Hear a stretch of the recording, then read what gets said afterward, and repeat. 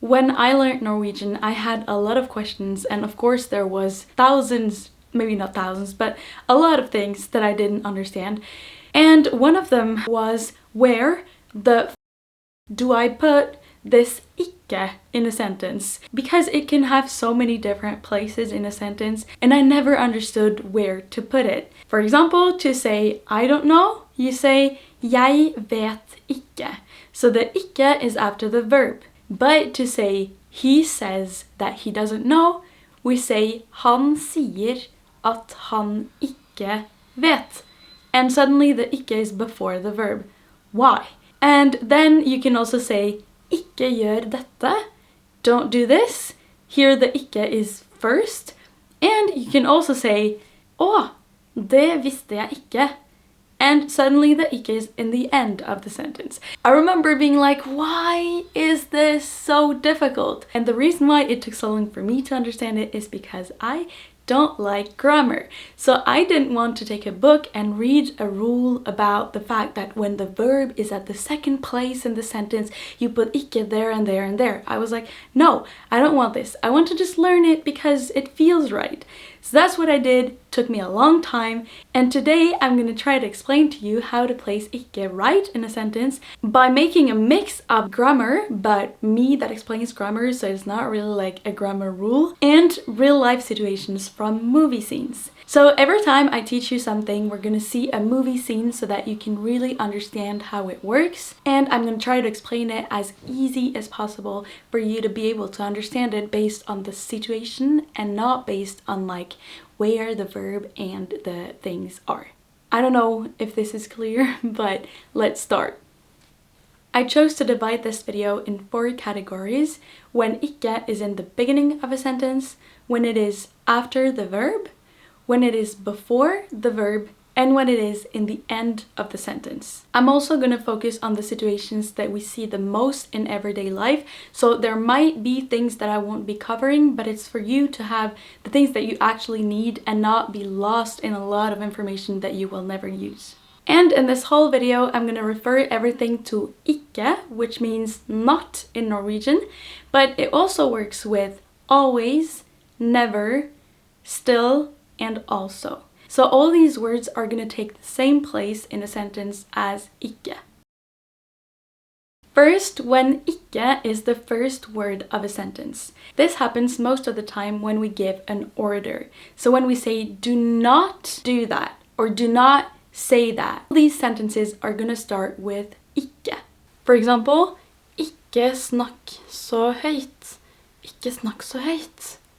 Ikke dra dit. Ikke dra dit. Ikke gråt. Det kommer til å gå bra. Ikke gråt. And to explain a bit how to give an order in Norwegian, you see here, for example, with the verb to speak, å snakke, and with the verb to cry, å gråte. The way we conjugate the verb when we want to give an order is that we take away the last letter of the verb in its infinitive form. So for example, å snakke, we take away the I in the end, snakk. And you see it's the same with å gråte, we take away the I in the end, gråt. And it's the same if you don't put ikke. If you want to say speak loud, snakk høyt. And then you see that with the verb å dra, it's not the same because it doesn't have enough letters. So we can't really take the a in the end because then it would be like drr, drr. It's not really like possible to say this. So then we just leave the verb like it is. It's the case for dra, but also for to say, which is å si, or to see, which is å se. It was a bit difficult, but yeah. I forgot to mention it, but it's also the case for longer verbs if they end with a vowel that is not an I. So if you have å forstå, for example, the letter å in Norwegian is a vowel, and then you have to leave it as it is. So to say understand, you say forstå. Now we're gonna see a movie scene from the film Verdens verste menneske. And in this scene, she says, don't start with this. So she says, ikke begynn med det. So, å begynne is to start. She took away the I in the end. Ikke begynn. Kan vi ikke bare prøve å ha det hyggelig? Vær så snill.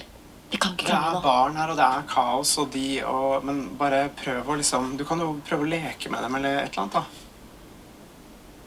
Vær så snill. Ikke begynn med det der med barn, da. Nei, sorry, det var ikke jeg som begynte, egentlig, så... Nei, du sammen med en som mye yngre enn deg. Da henger du etter dem på sånt. Sånn det bare. Ja, du blir jo snart 30 da, så det jo ikke helt feil alder å få barn I. And another situation to put ikke in the beginning is when you say me neither. Me neither in Norwegian is ikke jeg heller. For a long time, I made the mistake of not putting the ikke in the beginning, and I would just say jeg heller, because in English you don't say not me neither, so I just forgot all the time. But if someone says jeg vet ikke hva han snakker om, ikke jeg heller. Jeg vet ikke hva han snakker om. Nei, ikke jeg heller. Second part, when you put ikke after the verb. These sentences where ikke is going to be after the verb are the sentences that start with a subject. So for example, if you start with I or she or they or my friend, my mom, their dog, all of these are subjects. And when you start the sentence like that and use ikke right in the beginning of your sentence that starts like this, then it's going to be after the verb. So I'm going to give you examples for you to understand. For example, I can't, jeg kan ikke. So I can't take the phone, I can't answer the phone. Jeg kan ikke ta telefonen. He doesn't want. Han vil ikke. He doesn't want to eat. Han vil ikke spise. Han vil ikke spise. They didn't hear. De hørte ikke. They didn't hear what you said. De hørte ikke hva du sa. De hørte ikke hva du sa. We can also take a last example, a sentence that's really common to use when you start learning a language, and it is I don't understand. Jeg forstår ikke. Or I didn't understand. Jeg forsto ikke. You can also use the verb å skjønne, and then it will be jeg skjønner ikke, or jeg skjønte ikke. And now we have to be careful, because this also happens when ikke is in the second part of the sentence. When you have a sentence with men, which means but, og, which means and, eller, which means or when you invert the verb and the subject. For example, if you say, he knows, but he doesn't want to do it. Here you have two parts in the sentence, but in that case, even if the ikke is in the end of the sentence, we're still going to put ikke after the verb. Han vet, men han vil ikke gjøre det. Han vet, men han vil ikke gjøre det. He is happy and he doesn't know why. Han glad, og han vet ikke hvorfor. Han glad, og han vet ikke hvorfor. Now we're going to watch one scene from Verdens verste menneske, the same movie as before, and a couple scenes from Rådebank. Kom igjen da. Nei! Nei! Jo! Nei! Nå hun over grensen sin. Jeg vil ikke! Jo! Eva, vi orker ikke en sånn sene kveld også. Du kommer her. Ta henne nå da.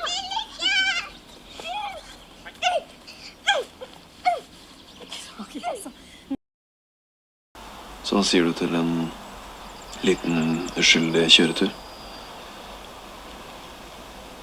En slags sånn jomfrutur som venner I morgen? Jeg kan ikke I morgen. Men jeg kan på onsdag. Onsdag? Ja. Ja, det kan passe fint, det. Jeg vet ikke om dette så lurt. Skal jeg slutte, eller?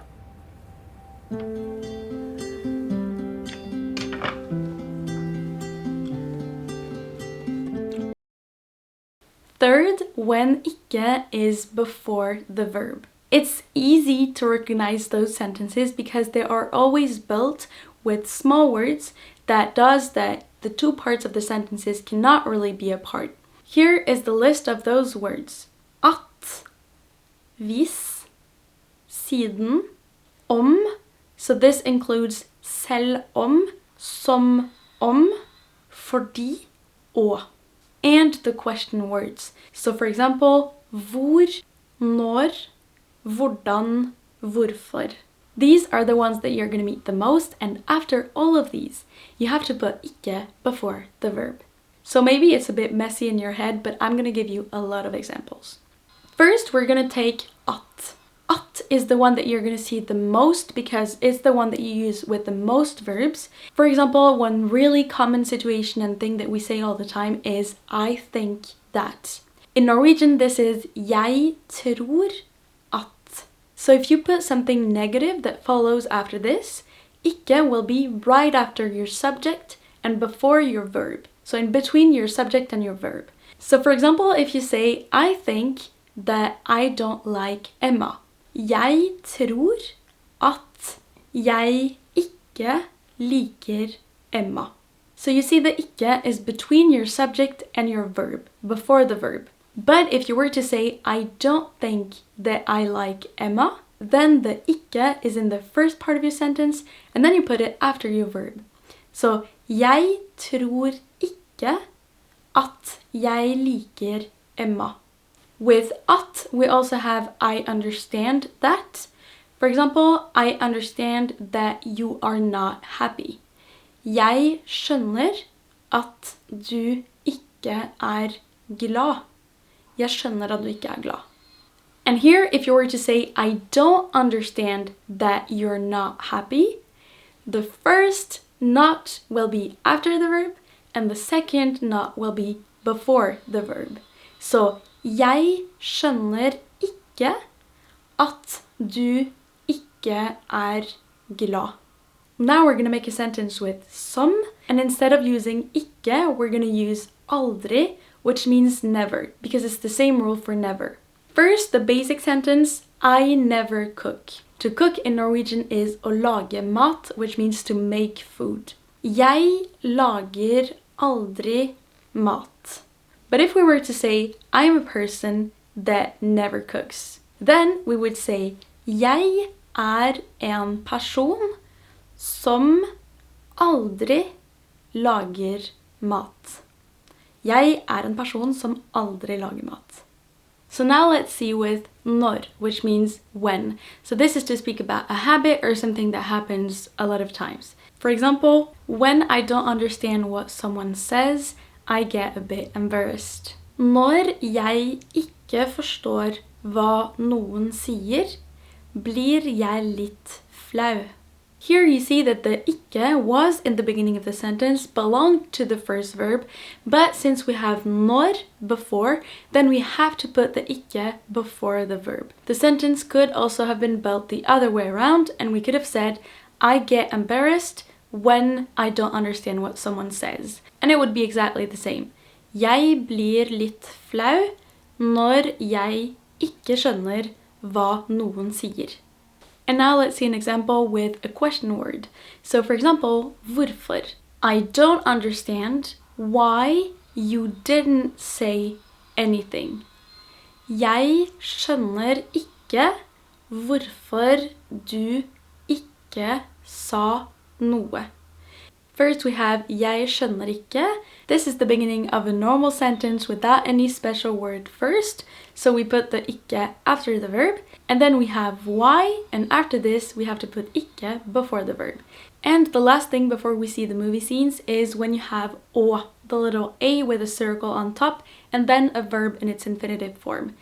Then you're gonna have ikke between the å and the verb. So for example, I choose not to talk to him. Jeg velger å ikke snakke med han. Jeg velger å ikke snakke med han. Okay, so now the movie scenes. First, a scene from Verdens verste menneske again. First, they're gonna use because, and he's gonna say, vi må sove her fordi vi ikke har barn. We have to sleep here because we don't have any kid. And then she says, I always have the feeling that she doesn't like me. So first, I always feel, jeg føler alltid. Alltid is after because it's the beginning of the sentence. That she doesn't like me. At hun ikke liker meg.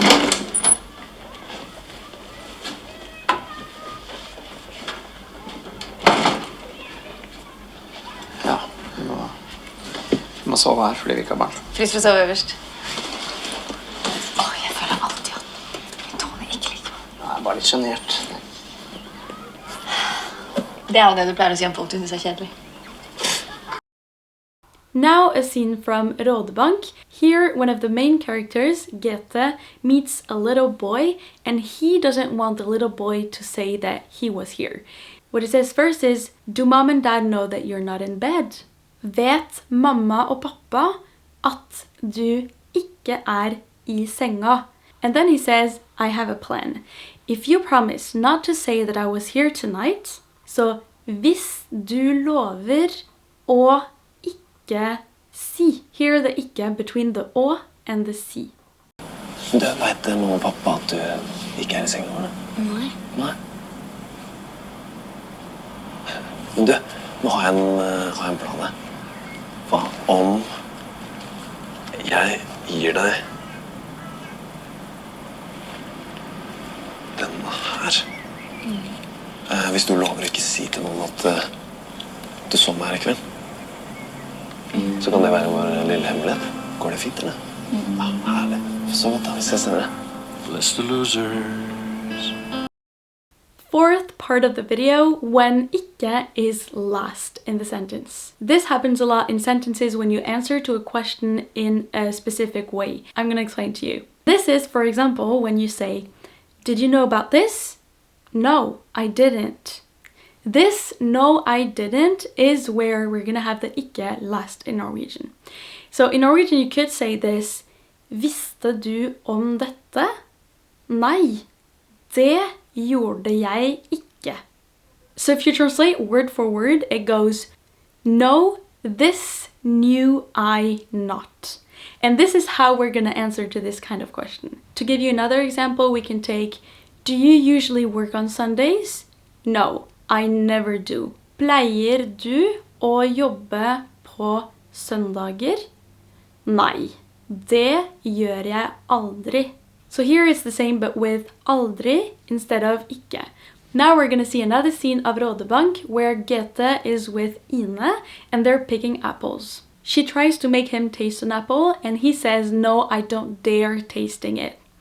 So she says, prøv da.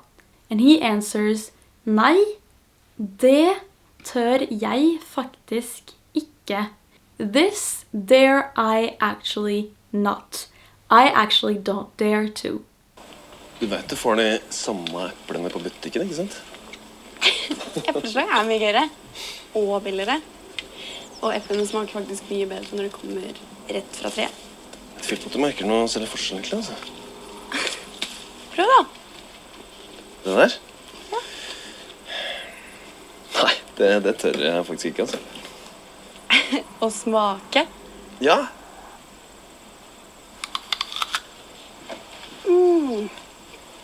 Sjukt godt. And there is a last situation that I wanted to talk to you about with the ikke in the end. And to understand this, we're going to take our example that we took earlier with Emma that we didn't like. If we say, I don't like Emma, then it's going to be a normal sentence. Jeg liker ikke Emma. But if we replace Emma by her, then it's going to change a bit the sentence and then ikke is going to be in the end. So, jeg liker ikke Emma. Jeg liker henne ikke. Let's take another example. I don't see Magnus. Jeg ser ikke Magnus. I don't see him. Jeg ser han ikke. Okay, so we are done explaining all the situations with ikke, where it can be and why. Thank you so much for watching this video. I really hope that it wasn't too long and I hope that you understood what I explained. If you did, you can let me know in the comments or you can build a new sentence and ask me if it's right. I will answer to everyone and I will talk to you soon in a new video. I haven't found the right rhythm for me yet for posting on YouTube. I really want to make more videos, longer videos where you can learn more and I will, but it takes a lot of time, so I will do my best. I do though post a lot on Instagram, so if you want to go follow me there, I post like several times a week. So yeah, thank you so much and I'll talk to you soon.